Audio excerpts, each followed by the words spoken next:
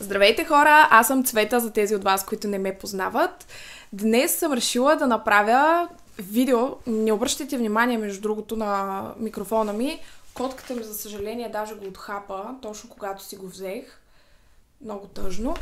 Но не мога да намеря и приставката, която най-вероятно трябва да се слага ето тук. Следващия път ще се постарая да не се налага да го държа така.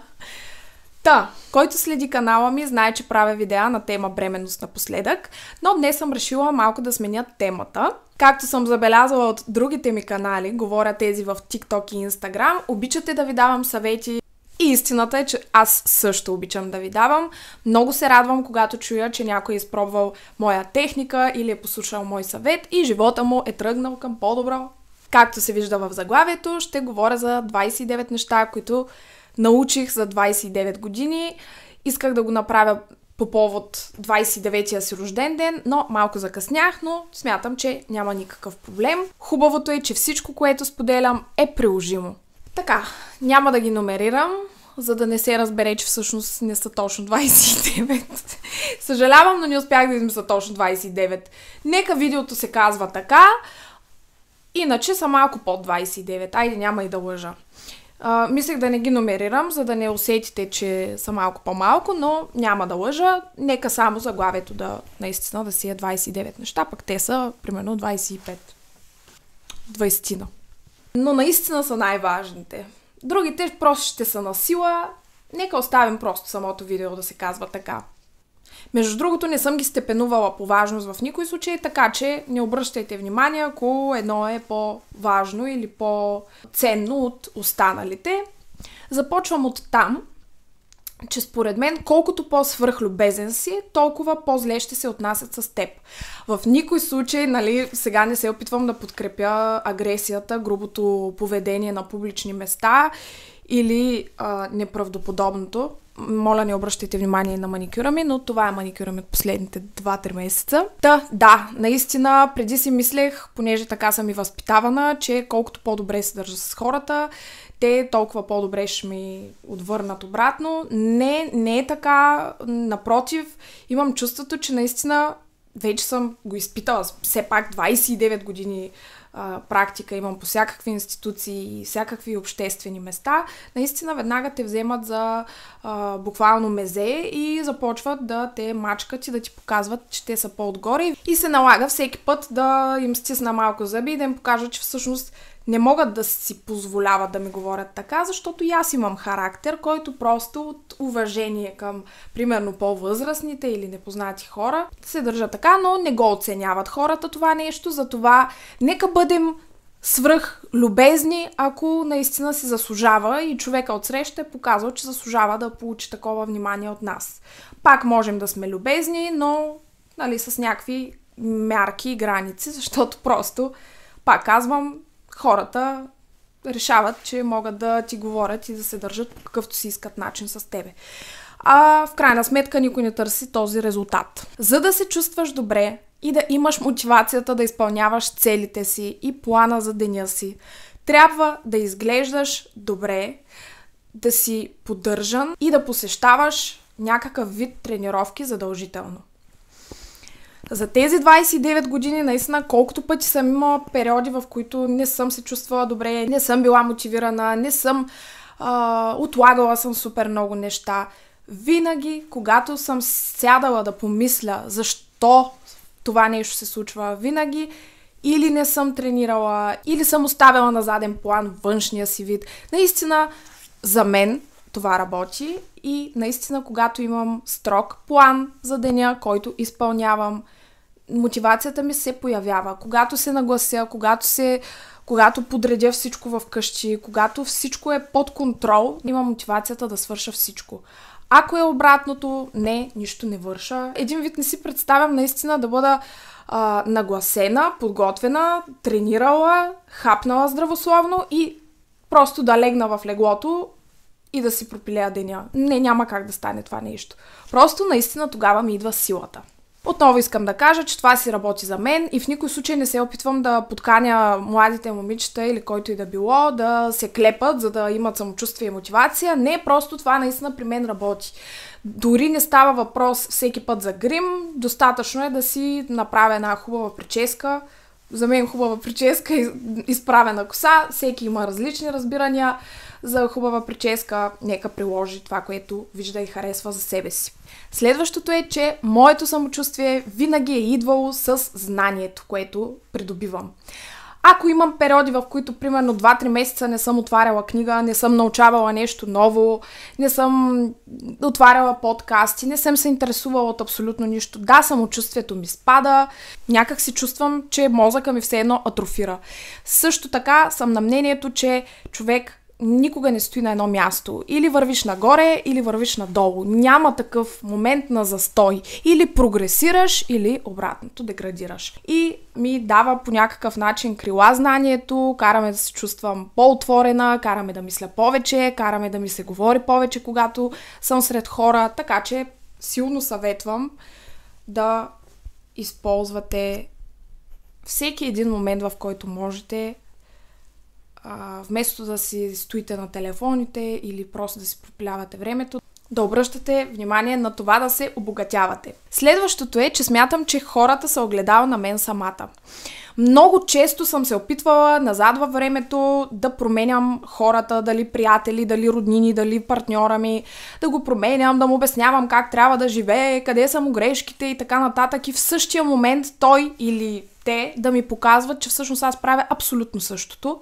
И става една такава ситуация, в която аз хем много знам, хем много философствам и в същия момент наистина правя същите неща, макар да не си го признавам в този момент. Важно е за мен да работя върху себе си, защото наистина, когато променя нещо, виждам, че хората около мен следват примера ми. Действа това нещо и тогава няма нужда толкова много да се обясняваш какво трябва да направи другия, защото просто ти го правиш, а вие когато сте нон-стоп заедно, то няма как той да не се промени към по-добро и да не забележи твоята промяна. Колкото по-отговорна, вместо луда и откачена, толкова по-качествени хора привличам в живота ми, защото съм имала периоди, в които наистина съм била доста безхаберна, доста луда, дива, немислеща за последствия, за абсолютно нищо. Тогава наистина съм била заобградена с хора, които всъщност не искам да присъстват в моя живот.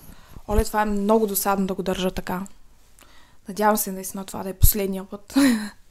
Следващото звучи доста клиширано, но наистина научих за тези 29 години, може би даже и малко по-рано, че не трябва да мислиш какво ще кажат хората. Цял живот слушам, внимавай, какво ще си кажат хората, ще чуят, ще те видят, не дей така, даже винаги съм живяла с баба ми и дядо ми. Много често в тинейджърските ми години, когато тръгвах да излизам в квартала, примерно до магазин или до нещо, си спомням как тръгвах да излизам по пижама с кокче или в абсурден вид. И си спомням как те постоянно обличи си нещо друго, прави се. Добре, решила съм така да изляза, не ми показва защо ме подтискаш и защо ме учиш да се подтискам от това, което всъщност съм. Все пак отивам до магазина. Не искам да ги опреквам, смятам, че са ми дали много, но точно за тази тема смятам, че човек трябва да бъде себе си. Няма никакво значение какво ще кажат хората, защото на тези хора изобщо не им пука за теб. Да, може да ти се изсмеят, да те обсъдят, но точно след 2 секунди няма да помнят изобщо за твоето съществуване, защото всеки си гледа живота. Следващото, което научих, е, че самоусъвършенстването никога не свършва. Тоест, не свършва, когато си свърши училище, нито когато си завършил университет. Даже може да се каже, че тогава започва, защото ти тогава вече си наистина озрял и пораснал и започваш наистина да мислиш реално над живота си и на това какво искаш да се случва с него.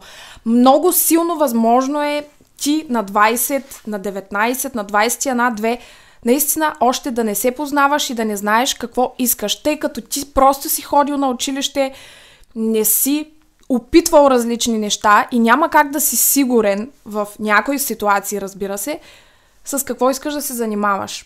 Не се обвинявайте, ако се чувствате така.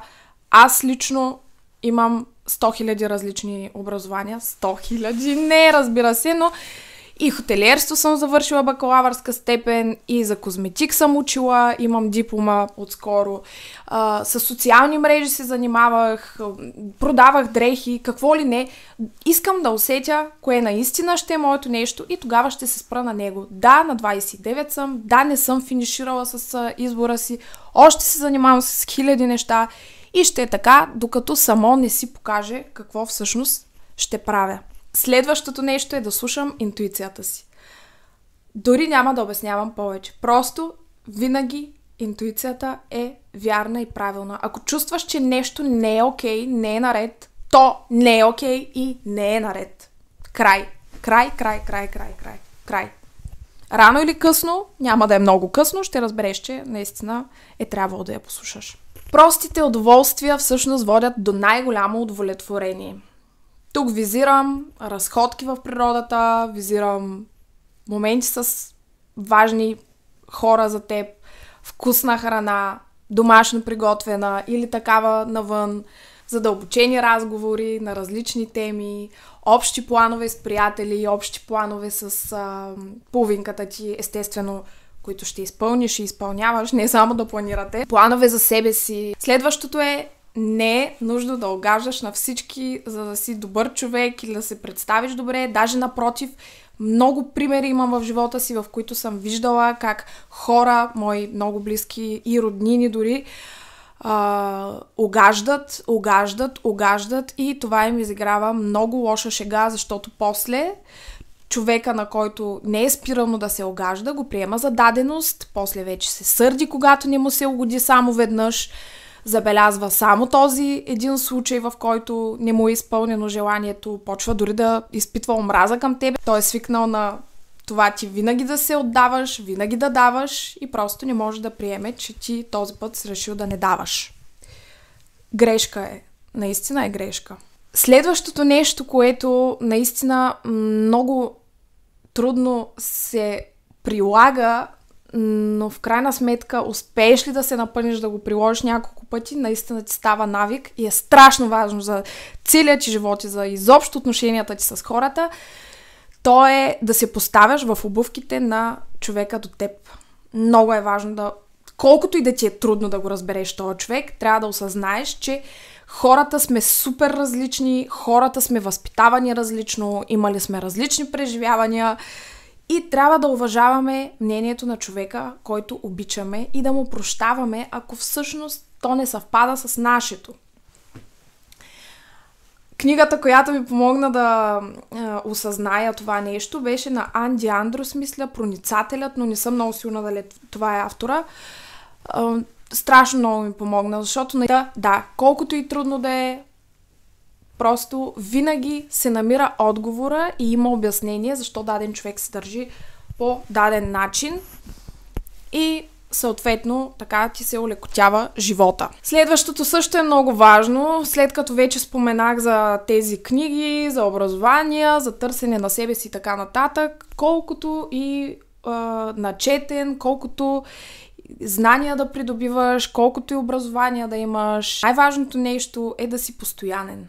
Ако не си постоянен, дори не е най-важно да си мотивиран, защото тя мотивацията днеска я има, утре я няма. Винаги може да си намериш оправдание, защо днес не си мотивиран. Лошо ми е, времето е лошо, днес ми е студено, ама гладна съм, ама жадна съм, ама утре е неделя.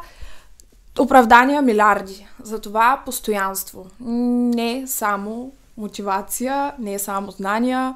Имам отново примери с много близки мои хора, които са буквално с по 5-6 образования, много повече от мен.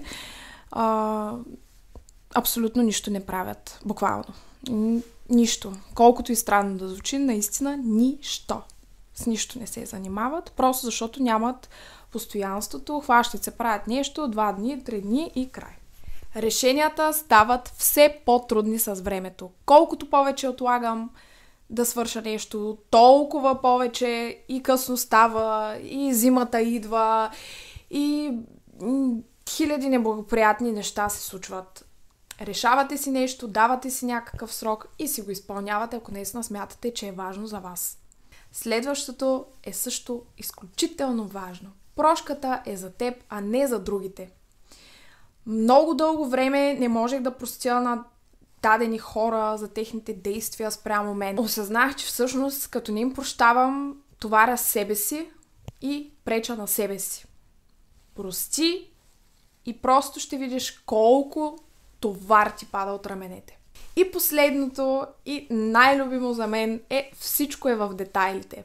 Да, всичко е в детайлите, колкото и хубаво да свършиш нещо, ако занемариш някакви малки подробности, то няма да изглежда добре. Както и обратното. Ако изпипаш всичко по детайл, просто няма как да не направи впечатление, да не се хареса, да не се влюбиш и ти в него, за каквото и... Тук наистина говоря много общо. Няма никакво значение дали в отношения, дали в поведението си, дали в връзките си, дали в къщи в отношенията си, дали в поддръжката на дома си, дали в поддръжката на офиса си. Няма никакво значение. Колата, абсолютно всичко.